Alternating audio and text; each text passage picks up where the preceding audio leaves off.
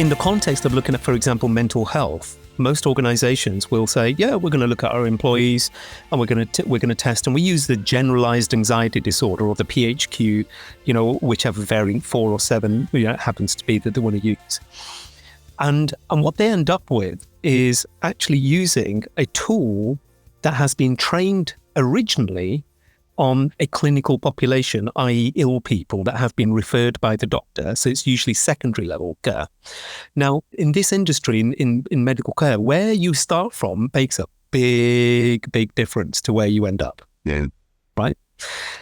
And so, for example, we use something called DASS in our product, for the depression, anxiety, stress scale. So now we can tell somebody whether they're depressed, anxious, or stressed. But it's been trained on general population. And the variance is small. But when you look at that variance of a couple of percent over a population of a couple of 100 million, using an iPhone to test themselves with the GAD and the PHQ, you've got a shitload of problems coming your way. Yeah. And so I won't publish the numbers over here too openly, but if that scales the way it's supposed to, and, in all honesty, there is a level of duty of care that is important, that, it's like we were talking earlier about podcasters, right? Anybody who's got a microphone, laptop on Riverside now can start a podcast. It doesn't make you a podcaster, right?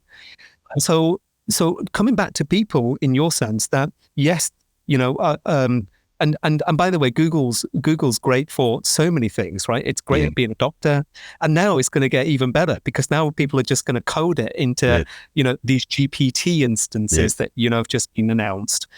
They're going to be able to turn a GPT into a doctor or whatever they want, a lawyer or whatever it wants to be. But I think you're right. What people have first got to listen to is their body. But education, and being taking control of your health starts from actually understanding it first. And you've got to educate people into that. And the 5 or 6 areas from a health perspective that really must get right. It's their sleep. It's what they eat. It's what they drink. It's their stress levels, the relationships behind it and so forth. It's the exercise and activity. If you can physically get on top of those things and mentally get on top of them, you're going to actually live a relatively healthy life. I remember years ago, we were doing a study. We asked loads of people, about who owns your health, and the number of people that said my doctor was just incredible. and it's interesting, when you ask different countries the same question, you get different answers. Out in the West, you find it's ownership, whereas out in the East, it tends to be I'll go to my doctor. And I was speaking to the head of the hepatitis C. Massive piece of work doing that in India and Pakistan and Bangladesh, and they were telling me, they said, you don't feel like you've been serviced by a doctor until you've had an injection, which only increases the risk of hepatitis C, for example, in the first place. So it's the worst that you do. But you know what's really interesting here is the emotional impact that you've had from an event that turned the corner in your mind to moving from I didn't know about this, or I'm perfectly fine. And this, in the science, we call it's called the trans-theoretical model. Get my wording right? It's the trans-theoretical model of change by a brilliant guy called Prochaska. And what Prochaska did was, he said, people are pre-contemplative.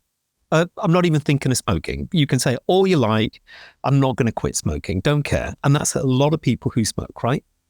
And then you've got people who are contemplative. Preparation, so they want to prepare. Action, maintenance. 5 steps. Pre-contemplative, contemplative, preparation, action, maintenance. And in behavior change systems, what tends to happen, especially around health, everybody's trying to get everybody to action. Go take action. But if that person doesn't even care, they don't even have the desire, it won't happen. So the job is to move them to the next stage in order to get them. Now, clearly what happened to you, something was already playing in the back of your mind saying, you know what, this is now the trigger point to leapfrog to, I've got to do something about it. So you went straight in that moment to preparation, and then you went into action quick. And it reminds me of So I'm out in California a couple of years ago. I'm speaking to my mentor, my old CEO there. We're having dinner out downtown in Santa Clara. And I looked at him, and he's honestly, he looked like he was 4 months permanently pregnant. So I looked at him, and I won't say his name, but we had this deeply motivational, emotional conversation where I said to him, I'm doing this research, and what we found is that height and weight is surpassed by looking at basically your waist and your hip size. If you look at those size ratios, you can actually get a much better understanding of what's really going on inside the body of a person. And for males, it looks like this. Anyway, he looks at me and he says, Ali, don't tell me. I know you can measure mortality in 8 questions now. That's brilliant. But I'm going to die, but I'll die fat and happy. And I retorted to him, I said, that's not true from the statistics. The statistics tell me by the time you hit 65 and you carry on doing what you're doing, you'll die fat and happy, but you'll be in a wheelchair. Right. And the percentage looks like this. I didn't know that statement was going to change his life. Yeah. You know what he did? He did exactly the same thing. He went away, he thought about it, and he started taking walks. And it built for him, and he built. So it's that contemplation. So in psychology, we call it consciousness raising. You had a consciousness raising moment on the airplane that said, I've got to do something about it. And that's the job. That's for flourishing. The same thing that we're trying to do. We're trying to get people to understand that they're in control and they can do something about it.